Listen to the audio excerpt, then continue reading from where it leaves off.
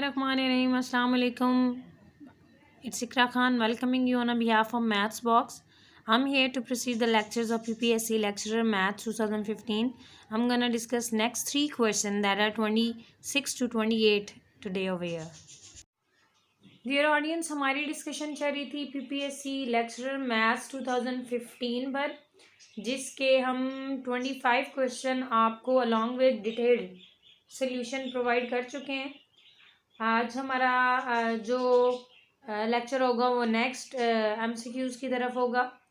Lecture का बाकायदा आगाज़ करने से पहले मेरी रिक्वेस्ट उन लोगों से जिन्होंने अभी तक चैनल को सब्सक्राइब नहीं किया, प्लीज़ चैनल को सब्सक्राइब कर दें, बेल आइकन को प्रेस कर दें ताकि इस चैनल की रीसेंट अपडेट से आप अवेयर रहें और आपकी तैयारी बेहतर तरीके से आगे जा सके। तो चलते हैं टाइम वेस्ट किए बगैर क्वेश्चन नंबर 26 की तरफ। Question number 26 PPSC lecturer math 2015 में जो आया था वो minimum and maximum of F of x, और एफ ऑफ एक्स आपको ये दिया गया है इन इंटरवल -1 से लेके 1/2 तक क्लोज इंटरवल है। आर option number A -7 0, option number B 0 6, option number C 1 2 and option number D -2 और 3। इसके आंसर को डायरेक्ट क्लिक करने से बेहतर है हम इसका या मैक्सिमम या मिनिमम का कोई एक आंसर निकालें जिससे हम क्लोज ऑप्शन के करीब पहुंच जाएंगे। तो सबसे पहले हम इसको सिंप्लीफाई कर लेते हैं कि एफ ऑफ एक्स, आपको पता है मैक्सिमम और मिनिमा पता करने के लिए आपको डेरिवेटिव्स की ज़रूरत होती है। पहला डेरिवेटिव, दूसरा डेरिवेटिव, या पहले डेरिवेटिव में ही वैल्यूज़ जो है सब्स्टिट्यूट करके देख सकते हैं कि वो इंक्रीजिंग और डिक्रीजिंग है। तो दो क्राइटेरियाज होते हैं, चलते हैं उनमें से एक क्राइटेरिया लगाते हैं। एफ ऑफ एक्स को पहले सिंप्लीफाई कर लें, इसको इससे मल्टीप्लाई करें तो एक्स की पावर आपके पास हो जाएगी 8/3 -8x की पावर 2/3।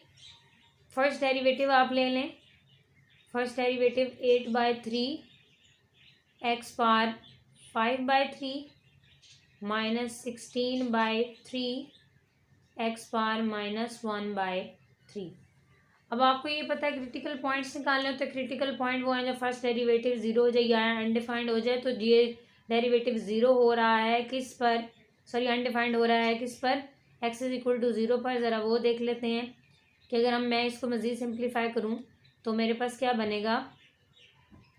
मेरे पास बनेगा x 8 5/3 x 1/3 -16 और बाएं में आ गया मेरा x 1/3। मैंने क्या किया, मैंने इसको पॉजिटिव किया और फिर एलसीएम ले लिया और इक्वल टू 0। ठीक है, यहाँ से मेरे पास आ जाएगा 8x² -16 इक्वल टू 0। यहाँ से मेरे पास x की वैल्यू जो आ जाएगी, 16 इधर आ जाएगा, 8 इधर, तो वो आपके पास क्या आ जाएगा 2 आ जाएगा। और 2 का जब आप स्क्वायर रूट लेंगे तो वो आपके पास +-2 आ जाएगा। लेकिन अगर देखा जाए ये तो इस इंटरवल का हिस्सा ही नहीं है, -1 और 1/2 का तो ये हिस्सा ही नहीं है, मतलब इस पर तो डिस्कशन नहीं हो सकती। तो अनडिफाइंड किस पर आ रहा था ये आपके पास, ये अनडिफाइंड आ रहा था x इज इक्वल टू 0 पर। तो अगर हम उसको देखें तो हम कह सकते हैं कि मिनिमम और मैक्सिमम वैल्यू अब हमने x इज इक्वल टू 0 पर चेक करनी है। तो उसको मैं फर्स्ट डेरिवेटिव टेस्ट लगा रही हूँ, सेकंड डेरिवेटिव आप ले भी सकते हैं, ये कॉम्प्लिकेटेड है इसलिए मैं फर्स्ट डेरिवेटिव टेस्ट से इसको सॉल्व कर रही हूँ। -∞ टू +∞, और इंटरवल उसने दे रखा है आपको क्या, -1 से 1/2 तक। मीन्स ये आपका इंटरवल और इसके दरमियान में x इज इक्वल टू 0 है आपके पास। ठीक है, x इज इक्वल टू 0 पर बेसिकली आपके पास जो पहला डेरिवेटिव है वो अनडिफाइंड हो रहा है, इसलिए अब हम x इज इक्वल टू 0 को चेक कर रहे हैं।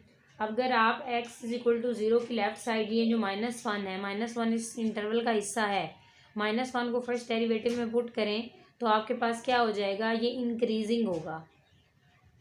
यहाँ अगर आप वैल्यू पुट करें तो ग्रेटर देन 0 आएगी आपके पास, -1 पुट करेंगे तो आंसर आपके पास ग्रेटर देन 0 आएगा। मतलब अगर मैं इसको यहाँ पर ऐसे ड्रॉ करूँ,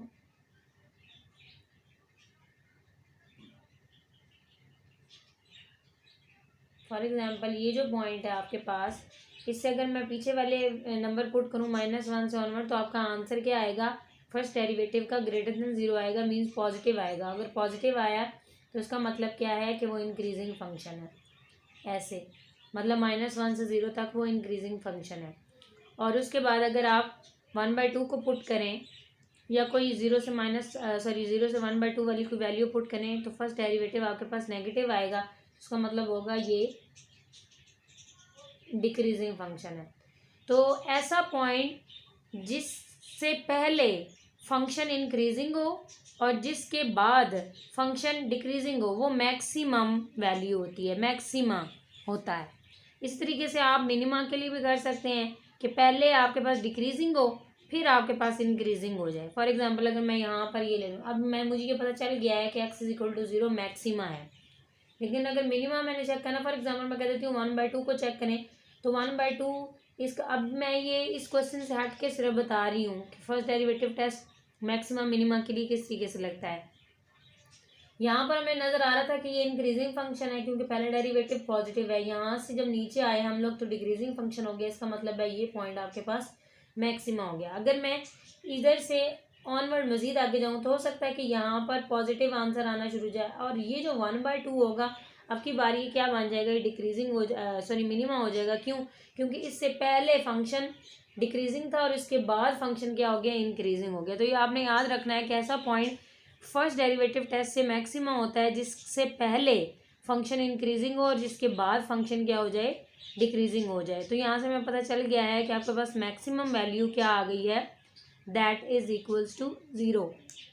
मैक्सिमम आंसर आपके पास क्या है, तो यहाँ से अगर आप क्लिक करें तो ये तो वैसे ही निगेट हो गई, इसमें तो 0 है ही नहीं, ये भी निगेट हो गई। और यहाँ से अगर आप सीक्वेंस देखें, मिनिमा पहले और मैक्सिमम बाद में, तो मैक्सिमा को डिस्कस कर चुके हैं, तो इसका मतलब है सेकंड नंबर वाला मैक्सिमा है तो मिनिमा, तो ये एक ऑप्शन भी निगेट हो गई। तो आपके पास ऑप्शन कौन सी रहेगी, option number A is the right answer. Audience move करते हैं क्वेश्चन नंबर 27 की तरफ। बहुत सिंपल सा क्वेश्चन है, डेफिनेट इंटीग्रल है, इंटीग्रेशन का क्वेश्चन है। 0 to 1 4/1/1 + 4/1 + x² dx। Option number A 0, option number B pi, option number C 4π/3 और ऑप्शन नंबर डी -π। तो इन क्वेश्चंस को वैसे क्लिक नहीं करते, इनको पहले सॉल्व कर लेते हैं तो राइट ऑप्शन तक हम पहुंच जाएंगे। 4 आप बाय निकाल लें, 0 to 1 1/1 + x² dx। 4 ये होता है tan inverse of x, limit of integration 1 to 0। 4 tan inverse of 1 minus tan inverse of 0। tan inverse of 1 आपके पास किसके इक्वल होता है, π/4 पर, और ये चीज़ आपके पास किसके इक्वल होती है, 0 के। तो 4 × 4 π/4, ये इससे कैंसिल हो गया, तो आपके पास आंसर रह गया पाई। तो ऑप्शन नंबर बी जो है वो आपके पास यहाँ पर सही है, पाई आंसर आ गया। बहुत सिंपल सा क्वेश्चन था आपके पास। क्वेश्चन नंबर 28 की तरफ मूव करें तो वो भी आपके पास डेफिनेट इंटीग्रेशन का क्वेश्चन है। डेफिनेट इंटीग्रेशन मैं आपको पहले बता चुकी हूँ कि ऐसी इंटीग्रेशन होती है जिसमें लिमिट आपको दी जाती है और उसमें आप एरर मतलब जो सी ऐड करते हैं वो नहीं किया जाता। अगर ये लिमिट ऑफ इंटीग्रेशन ना दी जाती तो फिर ये इनडेफिनेट था, फिर इसमें हम लोग एरर जो कि -c होता है वो हम लोग ऐड करते हैं। तो इसकी ऑप्शन आपके पास है 0, option number B 1, option number C -1 और ऑप्शन नंबर डी इन्फिनिटी। तो यहाँ पर इसको सॉल्व कर लेते हैं। सिंपल सा क्वेश्चन है आपके पास। कोसेकेंट इसका आ जाएगा -cot x π0 minus cot π minus cot 0। इसको डायरेक्ट अगर आप लिख सकते हैं तो वेल एंड गुड, अगर नहीं लिख सकते तो आप इसको देख लें कि 1/tan होता है, -1/tan 0 हो जाएगा। तो ये आपके पास आंसर जनरेट करेगा इन्फिनिटी। ये भी infinity minus infinity will be infinity. तो यहाँ पर अगर ऑप्शन होता -∞ तो ज़्यादा अप्रोप्रिएट था, लेकिन अब यहाँ पर बाकी तीनों तो डेफिनेट आंसर्स हैं, तो वो तो नहीं हो सकता, तो लिहाजा हम मजबूर हैं कौन सी ऑप्शन को क्लिक करने के लिए। ऑप्शन नंबर डी जो है वो आपके पास यहाँ पर इस केस में राइट कंसीडर की जाएगी। So question number 28 that was integral 0 to pi cosecant square x d x. So option number D infinity is the right answer. Dear audience, ये थे आपके पास पीपीएससी लेक्चर मैथ 2015 के क्वेश्चन नंबर 26 से question number 28। उम्मीद है आज का lecture आपको क्लियर हुआ होगा। फिर भी अगर कोई दिक्कत हो तो आप कमेंट सेक्शन में आ सकते हैं। अपना बहुत ज़्यादा ख्याल रखिएगा, हमें दुआ में याद रखिएगा। अल्लाह हाफिज़।